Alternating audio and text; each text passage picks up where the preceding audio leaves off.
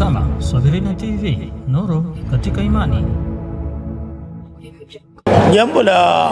Jambo la muhimu kulizingatia ni kuwa tunafundishwa kuwa dini ni maadili.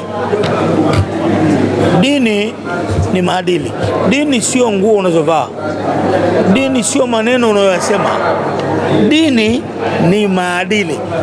Yale maadili ulionayo ndiyo yatakayofasiri kiwango cha dini ulicho nacho. Aliye mzuri katika maadili, basi ndio maana yake mzuri katika dini. Na ndio maana mshairi mmoja wa Masr kule Misri anaitwa Ahmad Shauqi anasema, watu wakipatwa katika maadili wakawa hawana maadili, basi jamii hiyo iandalieni matanga na vilio. Hamna jamii hapo. Kwa hivyo jamii ni maadili. Kwa hivyo kongamano hili limekuja katika wakati mnasaba, wakati mzuri kabisa, wakati unaotakiwa, kwa sababu sote tunajua na tuna hakika kuwa maadili yameporomoka.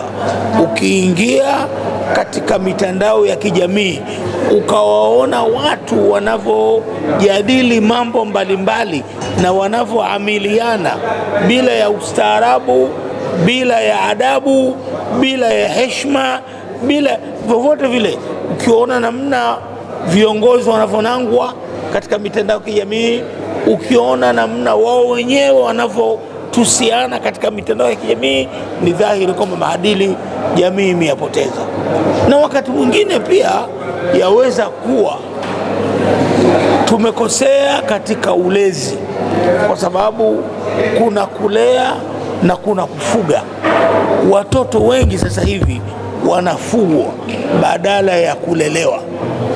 Kufuga ni kuliangalia eneo la biolojia, biological side, anakula, analala, unaliangalio. Lakini kulea ni kumfunza maadili ili awe mtu mwenye maadili. Sasa leo utakuta kwamba hata baadhi ya wazazi wa leo ni wale waliokosa maadili jana, na msinacho hana cha kutoa. Kwa hivyo yeye aliyakosa maadili na yeye hana maadili ya kutoa. Kwa hivyo kongamano kama hizi zinatusaidia hata kuwaleta wazazi hawa, kuwakumbusha yaliyo muhimu katika maadili. Ushauri wangu, wito wangu, Mkuranga wameanza, tunawapongeza sana. Wamefanya jambo kubwa sana. Kwa hivyo tunampongeza Sheikh wa wilaya, Sheikh Abbas. Tunawapongeza viongozi wote wa wilaya kwa kazi hii nzuri, na wilaya nyingine na mikoa pia waige kazi nzuri iliyofanyika Mkuranga. Maadili ndio kila kitu. Unatazama Swahilina TV, nuru katika imani.